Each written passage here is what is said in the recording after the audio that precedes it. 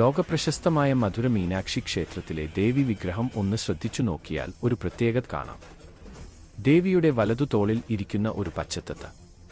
കേവലം ഒരു അലങ്കാരമായിട്ടാണോ ശില്പികൾ ഈ പക്ഷിയെ അവിടെ കൊത്തിവെച്ചിരിക്കുന്നത്?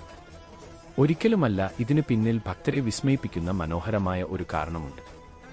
നമ്മൾ ഭക്തർ ദേവിയുടെ മുന്നിൽ നിൽക്കുമ്പോൾ ആയിരക്കണക്കിന് കാര്യങ്ങളാണ് പ്രാർത്ഥനയായി ഉരുവിടുന്നത്.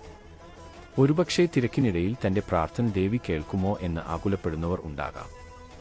എന്നാൽ ഐതിഹ്യം പറയുന്നത് ഇതാണ്: ദേവിയുടെ തോളിലിരിക്കുന്ന തത്ത ഓരോ ഭക്തന്റെയും അപേക്ഷകൾ ശ്രദ്ധയോടെ കേൾക്കുന്നു. ദേവി പ്രപഞ്ച കാര്യങ്ങളിൽ മുഴുകിയിരിക്കുമ്പോൾ പോലും ഈ തത്ത ഭക്തരുടെ പ്രാർത്ഥനകൾ ദേവിയുടെ കാതിൽ ആവർത്തിച്ചു പറഞ്ഞുകൊണ്ടിരിക്കും.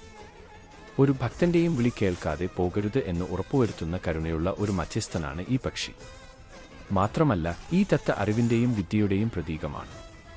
സംസാരിക്കാൻ കഴിവുള്ള പക്ഷിയായതുകൊണ്ട് തന്നെ നമ്മുടെ വാക്കുകളെയും കലകളെയും പ്രതിനിധീകരിക്കുന്നു.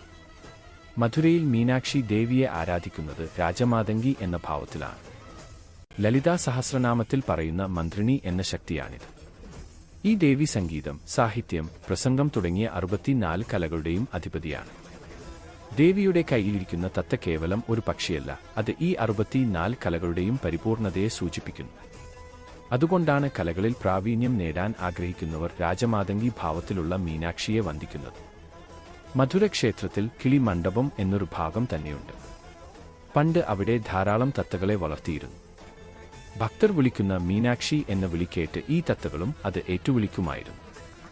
ഭക്തന്റെ നാവിൽ നിന്ന് ദേവിയുടെ കാതിലേക്ക് പ്രാർത്ഥനകളെ എത്തിക്കുന്ന ആ പാലമായി തത്ത ഇന്നും വിശ്വാസങ്ങളിൽ നിറഞ്ഞു നിൽക്കുന്നു. അറിവിന്റെയും ഭരണതന്ത്രത്തിന്റെയും സ്നേഹത്തിന്റെയും പ്രതീകമാണ് മീനാക്ഷി. കലകളിൽ ഉയർച്ച നേടാനും ജീവിതത്തിൽ ഐശ്വര്യം ഉണ്ടാകാനും മധുര മീനാക്ഷിയുടെ കൃപ മാത്രം മതി. ഈ അറിവ് നിങ്ങൾക്ക് ഉപകാരപ്പെട്ടുവെങ്കിൽ വീഡിയോ ലൈക്ക് ചെയ്യാനും സുഹൃത്തുക്കൾക്ക് ഷെയർ ചെയ്യാനും മറക്കരുത്. കൂടുതൽ ആത്മീയ വിശേഷങ്ങളുമായി വീണ്ടും കാണാം.